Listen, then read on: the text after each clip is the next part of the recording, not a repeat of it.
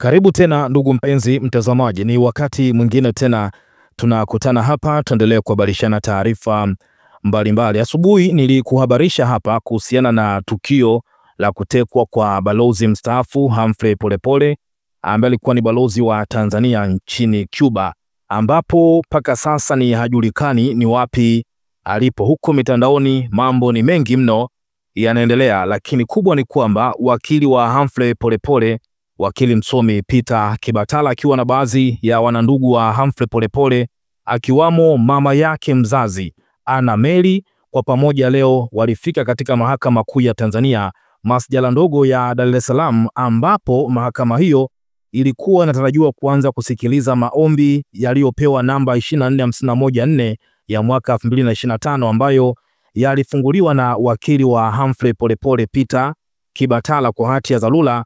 Lengo ni kutaka mahakama iweze kutoa amri kama kuna mamlaka ambazo zinamshikilia Polepole basi waweze kumleta mahakamani au waseme ni wapi alipo.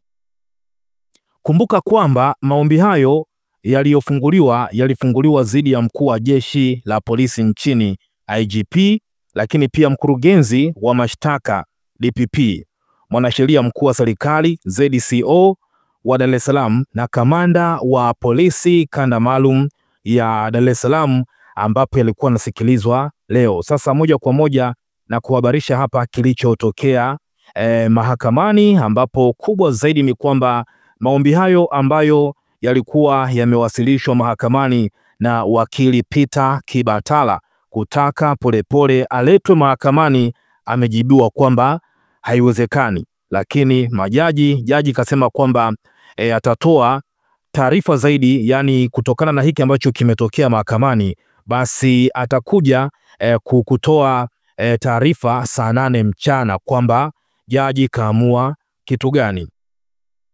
Maombi ya dharura namba 24511 ya mwaka 2025 yaliyofunguliwa na Humphrey Polepole dhidi ya mkuu wa jeshi la polisi nchini IGP pamoja na wenzake wanne imesikilizwa leo Alhamisi Oktoba 9 mwaka 2025 katika mahakama kuu ya Tanzania masjala ndogo ya Dar es Salaam chini ya jaji mfawizi wa mahakama kuu ambaye anaitwa Salma Magimbi. Kesi hiyo ambayo imefunguliwa na Humphrey Polepole kupitia kwa wakili wake Peter Kibatala imekuja kufuatia kutoweka kwa Polepole katika mazingira tatanishi, lakini pia kumbuka Polepole alikuwa ni balozi wa zamani huko Malawi, lakini pia akamalizia Cuba, ambapo kufuatia kutoweka kwake ndugu wa karibu wamenukuliwa mitandaoni wakidai kuwa Polepole ametekwa.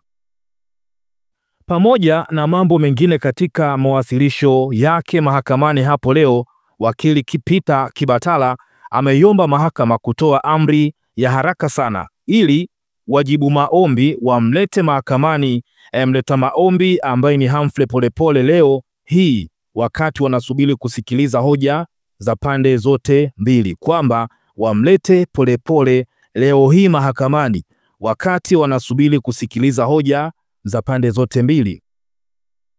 Akijibu hoja hiyo, wakili wa serikali mwandamizi Faraja Nguka ameieleza mahakama kuwa maombi hayo hayatekelezeki kwa kuwa kiapo kilichowasilishwa mahakamani hapo na wakili wa mleta maombi Peter Kibatala hakijaonesha wazi ni nani hasa ambaye amemshikilia Humphrey Polepole.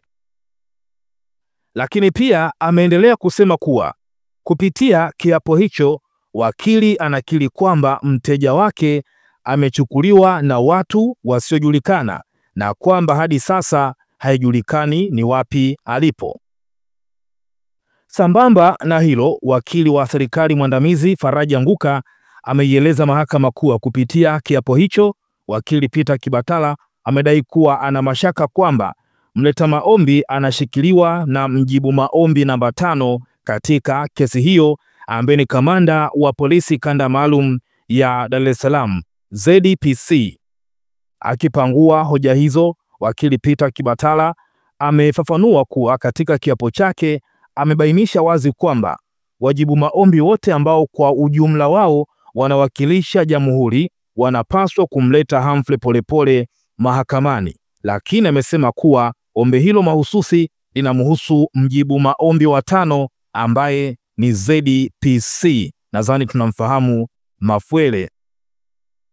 Amesema amelazimika kuweka umahususi kwa mjibu maombi wa 5 kufuatia taarifa za awali alizozipata kutoka kwa ndugu wa Humphrey Polepole akiwemo Godfrey na Agustino Polepole, ambao wote kwa pamoja taarifa zao pamoja na madai yao ambayo yameenea pia kwenye mitandao mbalimbali ya kijamii na vyombo vya habari walimtaja mtu huyo kwamba ndiye aliyehusika.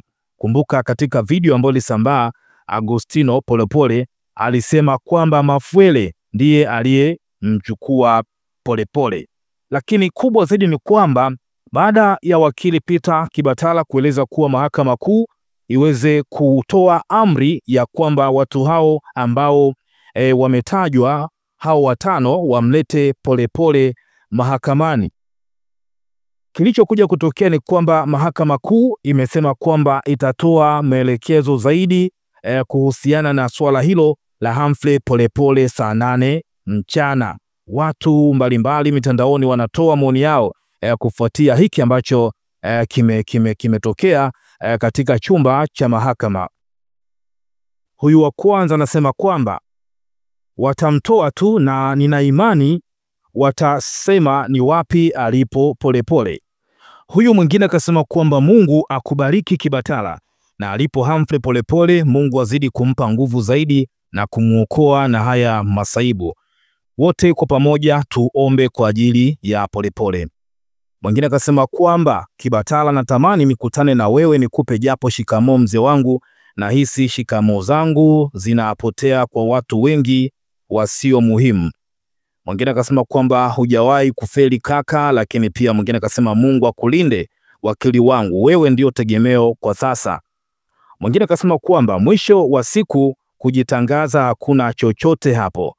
Mwingine akasema kwamba ngoja tuone hili watasemaje, kwa sababu hata kwa soka mahakama ilitoa amri polisi watoe taarifa alipo soka, lakini amri ya mahakama ilipuuzwa.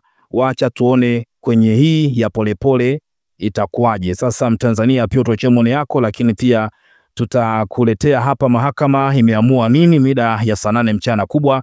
Endelea kutufuatilia hapa, tutakujuza kuhusu sakata hili, kutekwa kwa Humphrey Polepole ambaye aliwahi kuwa balozi wa Tanzania huko Malawi, lakini pia mara ya mwisho alikuwa ni balozi wa Tanzania huko Cuba. Tuache maoni yako, tukutane hapa saa 8 mchana.